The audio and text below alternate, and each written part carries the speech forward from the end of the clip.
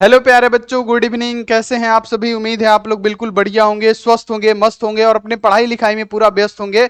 तो प्यारे बच्चों, हम लोग क्लास 12 फिजिक्स का जो चैप्टर 2 है, ठीक है, स्थिर विद्युत विभव तथा धारिता, इसको बिल्कुल डिटेल में पढ़ते हुए आ रहे हैं ताकि कहीं से भी क्वेश्चन बने बाबू, कहीं से भी क्वेश्चन पूछे आपसे बन जाए, ठीक है। और आगे की स्टडी के लिए भी आपके लिए क्या करे, हेल्पफुल रहे, ठीक है। इसलिए बिल्कुल डिटेल में हम लोग पढ़ रहे हैं, एक एक टॉपिक को पढ़ रहे हैं। तो इसका ये क्या है, चौथा पार्ट है, ठीक है। इसमें हम लोग क्या पढ़ने वाले हैं प्यारे बच्चों की, एक वैद्युत क्षेत्र में एक वैद्युत द्विध्रुव को घुमाने में किया गया कार्य क्या होता है, उसका व्यंजक क्या होता है, ठीक है, जो कि 5 नंबर का आपके फाइनल बोर्ड परीक्षा में पूछा जाता है। फिर इसी क्लास में हम लोग धारता के बारे में पढ़ेंगे कि धारता क्या होता है, फिर चालक की धारता क्या होता है, उसका मात्रक कैसे निकलता है, उसका बीमा आप कैसे चुटकियों में निकाल सकते हैं, फिर गोलीय चालक की धारता क्या होती है। तो ये सारी चीजें हम लोग पढ़ने वाले हैं। जैसे पार्ट 3 में हमने क्या पढ़ा प्यारे बच्चों, तो वैद्युत क्षेत्र ई और विभव भी के बीच हम लोगों ने संबंध स्थापित किया। फिर हमने वैद्युत स्थितिज ऊर्जा पढ़ा, ठीक है। फिर प्यारे बच्चों, वैद्युत स्थितिज ऊर्जा का व्यंजक हमने क्या किया, प्राप्त किया था।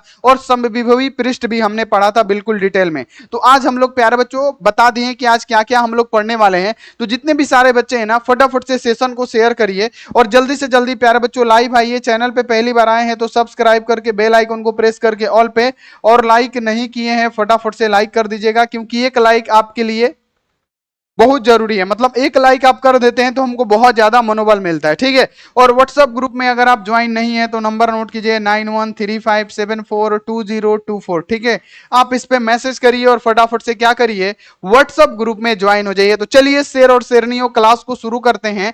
और बाबू, जैसे आप सभी बच्चों को पता है कि लक्ष्य बैच का अगर आप लोग पीडीएफ नोट्स लेना चाहते हैं तो मात्र 499 में आपको मिल रहा है। तो जाइए प्ले स्टोर से आस्क बोर्ड का, है ना, आस्क बोर्ड का एप्लीकेशन डाउनलोड कीजिए, वहां से परचेस कर लीजिए। नहीं तो एक नंबर है मेरा, नोट कीजिए 6299248935। अगर आपको कुछ उसमें परचेस करने में प्रॉब्लम आ रहा है तो व्हाट्सएप मैसेज के थ्रू हमसे आप क्या करिए, संपर्क करिए। तो बाबू, क्या क्लास को शुरू किया जाए और आप लोग कॉन्स्टेंट होके पढ़िएगा ना, हर चीज आपको समझ में आएगा, गारंटी देते हैं हम आपको, ठीक है। चलिए टॉपिक को स्टार्ट करते हैं। टॉपिक क्या है हमारा, समान समझिएगा यहाँ पे कि वैद्युत क्षेत्र में किसी वैद्युत द्विध्रुव को घुमाने में किया गया कार्य क्या होता है। तो वैद्युत क्षेत्र आपको पता है कि एक समान वैद्युत क्षेत्र क्या होता है, ये हमारा क्या हो गया, एक समान वैद्युत क्षेत्र हो गया। ये मान लेते हैं एक समान वैद्युत क्षेत्र हो गया। अब इसमें आपसे बोला गया है बाबू कि एक समान वैद्युत क्षेत्र में किसी वैद्युत द्विध्रुव को घुमाने में किया गया कार्य। और वैद्युत द्विध्रुव क्या होता है कि जिसमें क्या होता है प्यारे बच्चों, वैद्युत द्विध्रुव में जिसमें क्या होता है, समान परिमाण, यानी समान परिमाण क्यू क्यू है, लेकिन क्या होता है, विपरीत आवेश होता है। और इसकी बीच की दूरी क्या होती है, 12 होती है। इसको क्या कहते हैं हम लोग, वैद्युत द्विध्रुव कहते हैं, ठीक है। तो वहीं बोला गया है कि वैद्युत क्षेत्र में किसी वैद्युत द्विध्रुव को घुमाने में किया गया कार्य क्या होगा, है ना, इसका व्यंजक प्राप्त करें।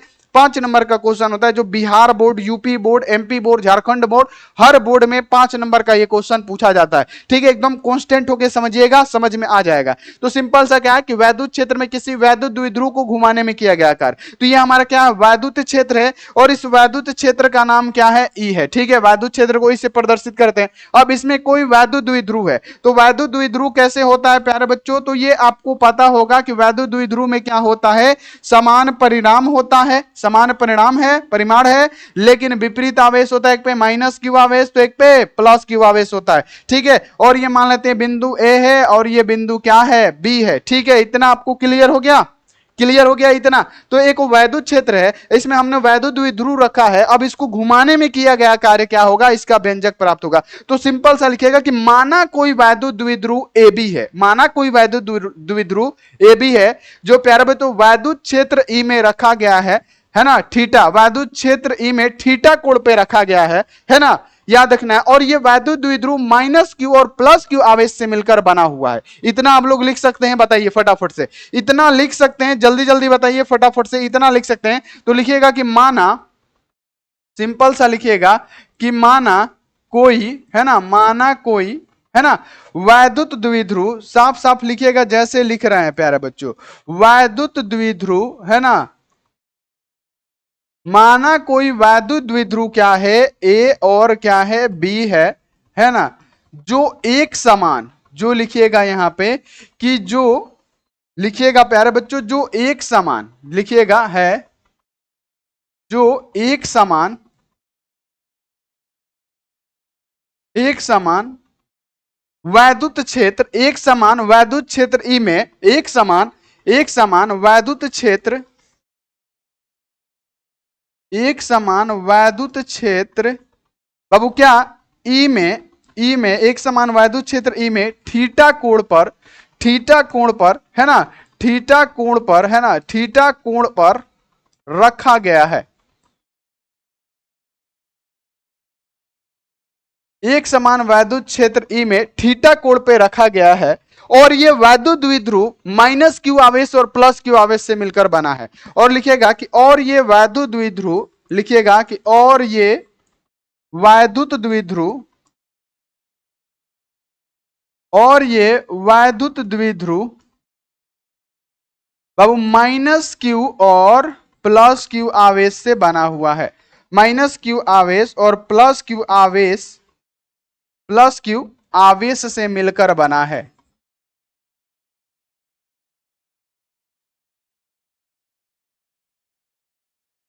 आवेश से मिलकर क्या हुआ है, बना हुआ है। माइनस क्यू आवेश और प्लस क्यू आवेश से मिलकर बना हुआ, इतना लिख सकते हैं, बता दीजिए। तो वैद्युत द्विध्रुव पे बाबू लगने वाला बल आघूर्ण क्या होगा, जैसे हमने आपको पढ़ाया कि वैद्युत द्विध्रुव आघूर्ण पे लगने वाला, वैद्युत द्विध्रुव पे लगने वाला जो बल आघूर्ण होता है, जैसे लिखिएगा कि वैद्युत है ना, वैद्युत द्विध्रुव है ना, वैद्युत द्विध्रुव पर लगने वाला बल आघूर्ण है ना, लगने वाला बल आघूर्ण, वैद्युत द्विध्रुव पे लगने वाला जो बल आघूर्ण होता है प्यारे बच्चों, क्या होता है, टाउ इक्वल टू क्या होता है, पीई साइन थीटा होता है। क्या होता है प्यारे बच्चों, पीई साइन थीटा होता है, जिसको हम लोग एक मान लेंगे। बाबू लिखने वाला काम लिखना पड़ेगा इतना, ठीक है, लिखने वाला काम तो बाबू इतना लिखना पड़ेगा। सिंपल सा लिखने का भी एक तरीका होता है, समझ लीजिए कि माना कोई एक वैद्युत द्विध्रुव ए और बी है जो एक समान वैद्युत क्षेत्र ई में थीटा कोण पे रखा गया है, और ये मान लेते हैं कि वैद्युत द्विध्रुव माइनस क्यू और प्लस क्यू आवेश से मिलकर बना हुआ है। तो बाबू क्या, वैद्युत द्विध्रुव पर लगने वाला जो बल आघूर्ण होता है क्या होता है, तो बाबू टाउ इक्वल टू क्या होता है, पीई, यहां पे क्या होता है, साइन थीटा होता है। जबकि यहां पे सही से लिख देते हैं, एकदम साफ साफ लिख देते हैं, क्या होता है प्यारे बच्चों, पीई, यहां पे क्या होता है, साइन थीटा होता है। इसको मान लेंगे प्यारे बच्चों क्या, समीकरण 1, ठीक है ना। अब क्या करेंगे, एक बात बताइए कि अब ये थोड़ा सा घुमाएंगे, क्योंकि वैद्युत द्विध्रुव को घुमाना है तब तो कार्य निकलेगा। तो हम क्या करते हैं कि इस वैद्युत द्विध्रुव को थोड़ा सा घुमाते हैं, ठीक है, हल्का सा घुमाते हैं, इस वैद्युत द्विध्रुव को थोड़ा सा घुमाते हैं। तो प्यारे बच्चों थोड़ा सा घुमाने में मान लेते हैं कि डी थीटा हमको कार्य करना पड़ रहा है। इस थोड़ा सा घुमाने में हमको कितना कार्य करना पड़ रहा है, डी थीटा कार्य करना पड़ रहा है। तो साफ साफ प्यारे बच्चों यहां पे लिखेंगे कि थोड़ा सा घुमाने में, यानी थोड़ा सा वर्क पड़ रहा है किसको, थोड़ा सा घुमाने में। तो प्यारे बच्चों यहां पे क्या लिखेंगे, डी थीटा इक्वल टू क्या हो जाएगा, टाउ मतलब डी डब्ल्यू इक्वल टू क्या हो जाएगा, टाउ इंटू क्या हो जाएगा, डी थीटा हो जाएगा। देखिए अब यहां पे आप लोग समझिए हम क्या कर रहे हैं कि इस वैद्युत द्विध्रुव को घुमाने में किया गया कार्य निकालना है। तो इस वैद्युत द्विध्रुव को थोड़ा सा हम घुमाते हैं, मान लीजिए कि थोड़ा सा घुमाएंगे तो थोड़ा सा कार्य लगेगा, और कितना घूम रहा है, तो थोड़ा सा घूम रहा है, डी थीटा घूम रहा है, ठीक है। तो हम लोग क्या करेंगे कि थोड़ा सा जो कार्य है डी डब्ल्यू, तो यहां पे क्या हो जाएगा, टाउ इंटू क्या हो जाएगा, डी थीटा हो जाएगा। अब क्या करेंगे, हम लोग मान भर देंगे। तो डी डब्ल्यू इक्वल टू क्या होगा, ये जो टाउ है, टाउ का वैल्यू यहां पे क्या आया है, पीई साइन थीटा आया है। तो साफ साफ यहां पे हम लोग क्या करेंगे, पीई यहां पे क्या कर देंगे साइन, और यहां पे क्या कर देंगे थीटा, इनटू क्या होगा प्यारे बच्चों, इधर हो जाएगा डी थीटा, ठीक है। इतना आप लोग क्लियर कर लीजिएगा, है ना। तो ये छोटा सा हमारा क्या हो गया, कार्य निकल गया। ये क्या हुआ, छोटा सा हमारा कार्य निकल गया। अब क्या करेंगे कि थीटा 1 से थीटा 2 तक घुमाने में किया गया कार्य, अब पूरा घुमाने में किया गया कार्य निकालेंगे। तो अब हम लोग लिखेंगे क्या कि थीटा 1 से है ना, थीटा 1 से थीटा 2 तक है ना, पूरा घुमाने में, थीटा 2 तक घुमाने में है ना, घुमाने में किया गया कार्य, घुमाने में है ना किया गया कार्य, किया गया कार्य क्या होगा। ठीक है ना, याद रखिएगा कि θ1 से θ2 तक घुमाने में किया गया कार्य क्या होगा। तो मान लेते हैं कि प्यारे बच्चों पूरा घुमाना रहता है, जैसे हमने आपको बताया कि छोटा सा हमने घुमाया तो छोटा सा वर्क हमारा निकल गया, तो पूरा घुमाएंगे तो प्यारे बच्चों क्या होगा, पूरा का समाकलन करना पड़ेगा, जोड़ करना पड़ेगा। तो हम लोग क्या करेंगे प्यारे बच्चों, यहां पे ध्यान में रखिएगा, जितने भी सारे बच्चे हैं फटाफट से ध्यान में रखिएगा कि हम क्या करेंगे, हम करेंगे बाबू क्या कि पूरा वर्क निकालेंगे, पूरा घुमाने में कितना कार्य करना पड़ता है तो dw। अब इसका क्या कर देंगे, इंटीग्रेशन करेंगे कहां से, तो θ1 से θ2 तक किसका करेंगे, तो ये छोटा सा कार्य का बाबू करेंगे इंटीग्रेशन, तभी तो पूरा का पूरा वर्क निकलेगा। छोटा सा कार्य को क्या करेंगे, इंटीग्रेशन करेंगे। इंटीग्रेशन का मतलब होता है समाकलन का मतलब जोड़, पूरा जोड़ देंगे तो पूरा कार्य निकल जाएगा। अब क्या होगा, w है तो w इक्वल टू है तो इक्वल टू, अब इंटीग्रेशन क्या करना है बाबू, θ1 से कहां तक, θ2 तक, और dw का वैल्यू क्या है, pe sin theta into D theta. तो हम लोग लिख देंगे यहां पे क्या, pe, यहां पे ध्यान में रखना है कि sin थीटा इंटू क्या लिख देंगे, डी थीटा लिख देंगे। इतना आपको क्लियर हो गया कि क्या लिखेंगे, पी साइन थीटा इंटू क्या कर देंगे, डी थीटा हम लोग क्या करने वाले हैं, लिखने वाले हैं। ठीक है,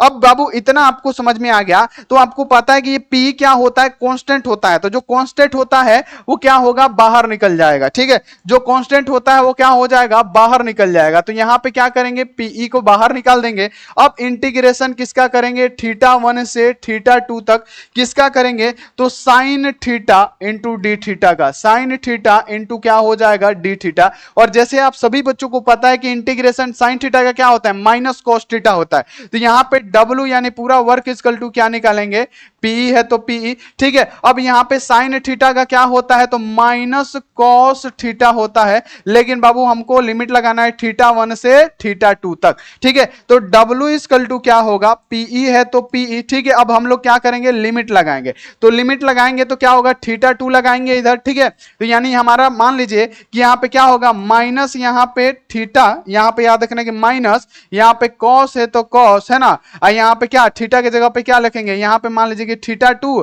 और यहां पे फिर माइनस लगता है, फिर माइनस क्या हो जाएगा, प्लस, यहां पे क्या होगा, cos θ1। ठीक है, तो अब हम इसको सीधा भी कर सकते हैं, W इक्वल टू क्या लिखेंगे, तो PE, और यहां पे क्या कर देंगे, cos θ1, और यहां पे इधर क्या कर देंगे, माइनस cos θ2। ठीक है, तो प्यारे बच्चों ये क्या होता है, हमारा व्यंजक होता है, लेकिन लिखा रहता है आपको कहीं भी देखिएगा W equal to PE1 minus cos θ होता है। तो हम लोग क्या लिखेंगे, यहां पे ध्यान में रखिएगा, हम लिखेंगे W, अगर theta equal to θ1 equal to 0 degree मान लेंगे, अगर θ1 इक्वल टू अगर 0 डिग्री मान लेते हैं तो बाबू हमारा क्या निकल जाएगा, है ना, और θ2 इक्वल टू थीटा मान लेते हैं तो हमारा क्या निकल जाएगा, W इक्वल टू क्या निकल जाएगा, तो PE है तो PE। अब बाबू cos यहाँ पे 0 डिग्री का मान क्या होता है, तो बाबू -1 होता, मतलब सॉरी 1 होता है। तो यहाँ पे क्या कर देंगे 1, और माइनस है तो माइनस, और cos θ2 को थीटा मान लेंगे तो यहाँ पे क्या हो जाएगा, cos थीटा हो जाएगा। और ये हमारा क्या हो जाता है, व्यंजक हो जाता है। और यही व्यंजक हमको क्या करना था, प्राप्त करना था।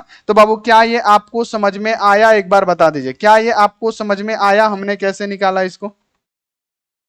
चलिए यहां पे आपको पूरा समझ में आ गया। W इक्वल टू क्या होता है, PE1 माइनस cos थीटा होता है, जो कि ऑब्जेक्टिव में पूछा जाता है। बाबू क्या पूछा जाता है कि वैद्युत क्षेत्र में किसी वैद्युत द्विध्रुव को घुमाने में किया गया कार्य क्या होता है। तो वैद्युत क्षेत्र में किसी वैद्युत द्विध्रुव को घुमाने में किया गया कार्य क्या होता है, PE1 माइनस क्या होता है, cos थीटा। देखिए निकाले इसको कैसे, सिंपल सा कि मान लेते हैं कि कोई वैद्युत क्षेत्र है, ठीक है, एक समान वैद्युत क्षेत्र ई है, इसमें कोई द्विध्रुव रखा गया है। मान लेते हैं कि माना कोई वैद्युत मतलब क्या, माना कोई वैद्युत द्विध्रुव AB बाबू क्या एक समान वैद्युत क्षेत्र ई में थीटा कोण पे रखा गया है।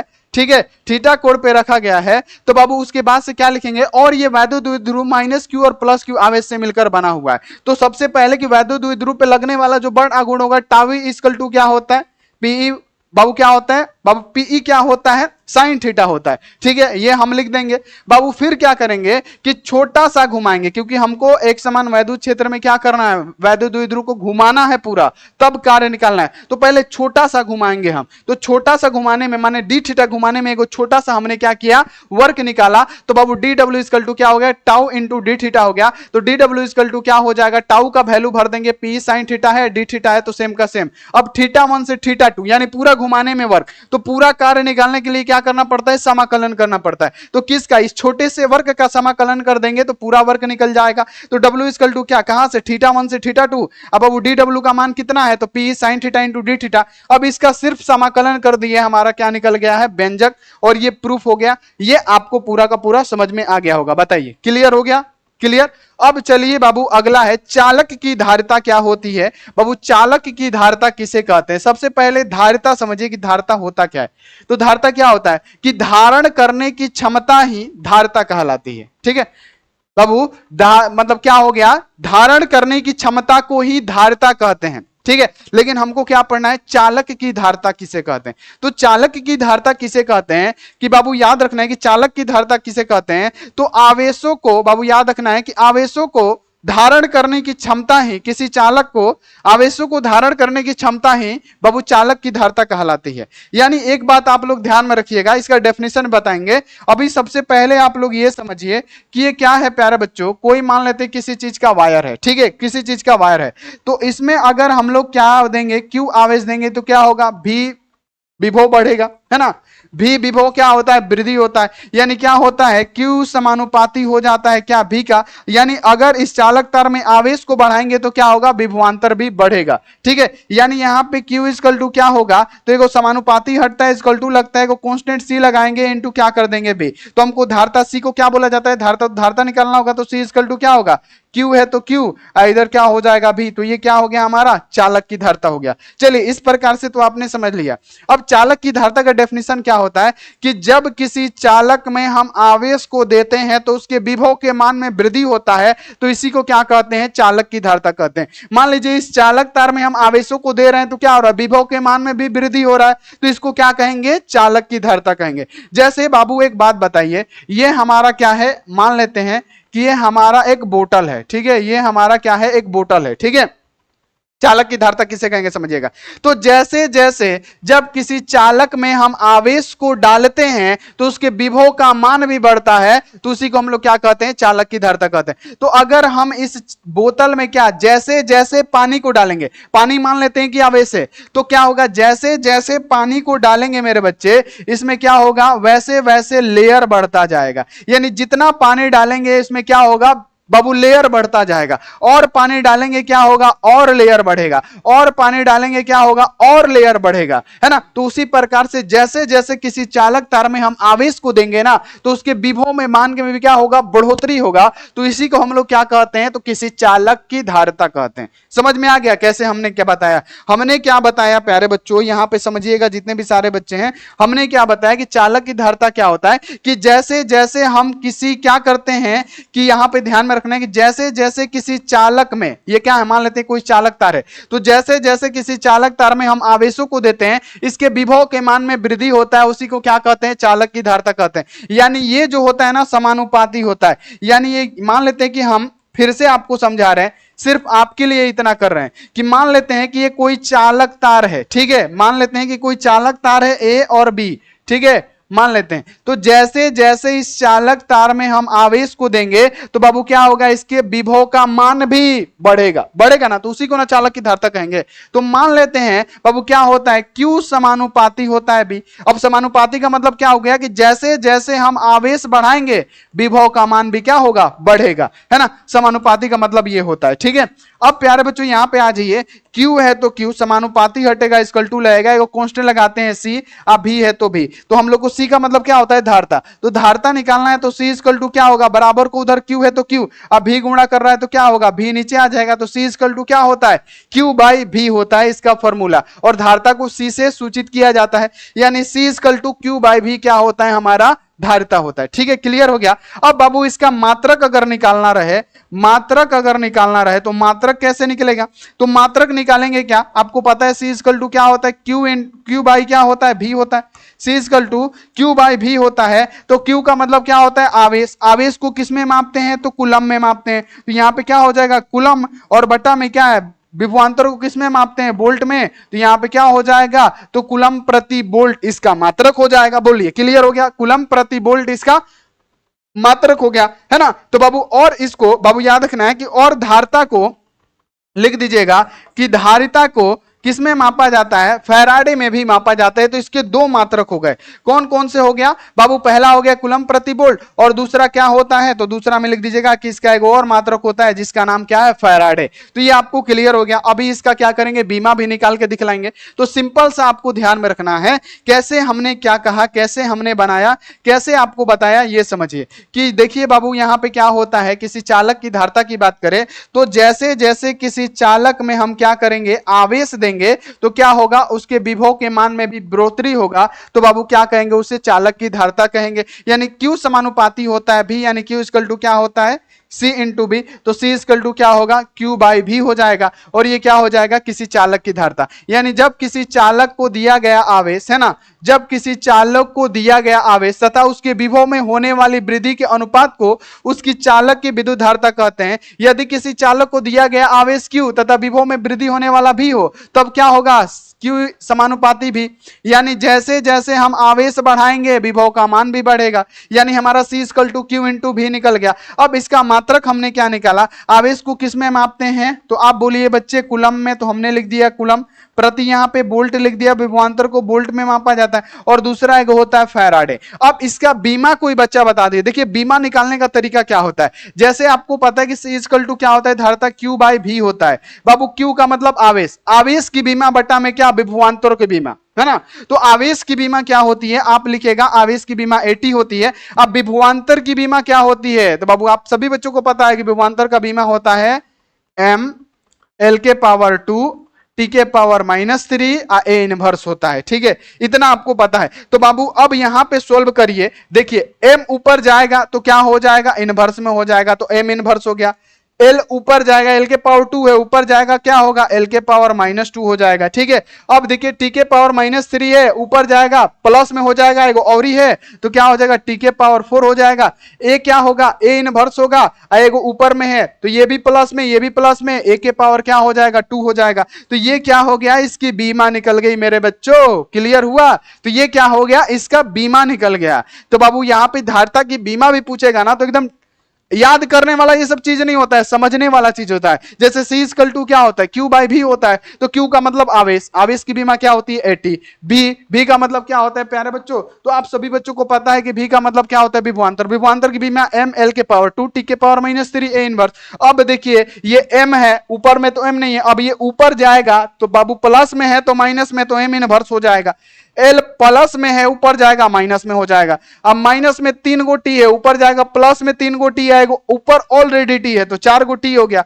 अब माइनस में एगो ए है, ऊपर जाएगा प्लस में एगो ए, आएगो ए पहले से है तो क्या हो जाएगा? ए प्लस में 2 हो जाएगा। ठीक है, तो क्लियर हो गया। ये आप चालक की धारिता पढ़ लिए और चालक की धारिता का बीमा, उसका बाबू फॉर्मूला, सारा चीज आपने क्या किया? ज्ञात कर लिया। ठीक है, क्लियर हो गया। अब बाबू गोलीय चालक की धारिता क्या होती है? जैसे आपको पता है गोलीय चालक की धारिता अगर आपसे पूछेगा तो बाबू यहां पे याद रखना है कि गोलीय चालक की धारिता ये क्या होता है? इसकी त्रिज्या होती है। गोलीय चालक की धारिता क्या होती है प्यारे बच्चों? गोलीय चालक की धारिता का सूत्र क्या होता है? तो बाबू धारिता आपने पढ़ा, धारिता क्या पढ़ा? C इक्वल टू क्या होता है? बताइए फटाफट से। Q बाई भी होता है। ठीक है, यानी C इक्वल टू क्या होगा? ऊपर में Q है तो Q। अब बाबू भी इक्वल टू क्या होता है? तो बाबू आपको पता है कि विद्युत विभव क्या होता है? 1/4 pi epsilon not into Q बटे में क्या होता है? R होता है कि नहीं? सिंपल सा बता दीजिए बाबू। किसी बिंदु आवेश के कारण R दूरी पे विभव क्या होगा?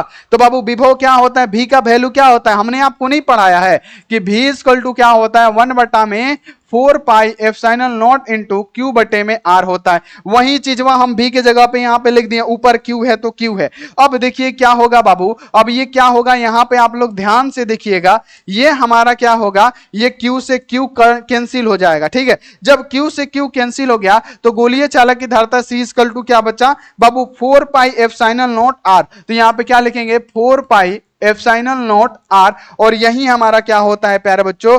गोलीय चालक की धारिता का सूत्र होता है। क्या ये आपको समझ में आ गया मेरे बच्चे? फटाफट से बताइए, क्या ये आपको समझ में आया? फटाफट बताइए, जल्दी जल्दी। जल्दी जल्दी बताइए क्या ये आपको समझ में आया? तो ये गोलीय चालक की क्या होती है, धारता का सूत्र होता है C equal to 4 pi epsilon naught R।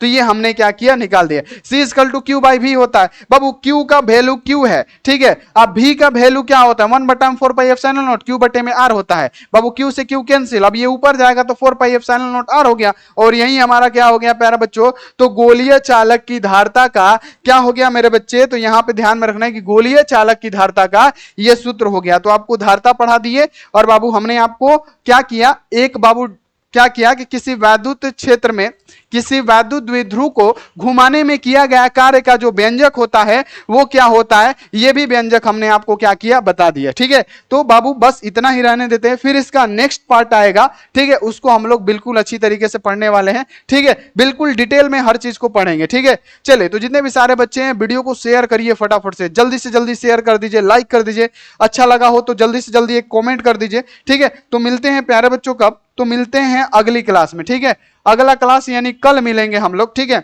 और बहुत जल्द 2 से 3 दिन बाद आपका 3-4 क्लास स्टार्ट होने वाला है, ठीक है। पहले बता देते 3-4 क्लास स्टार्ट होने वाला है, ठीक है। तो मिलते हैं अगली क्लास में, जब तक आप अपना ध्यान रखिए, मन लगा के पढ़ाई करिए। Take care and bye, thank you so much.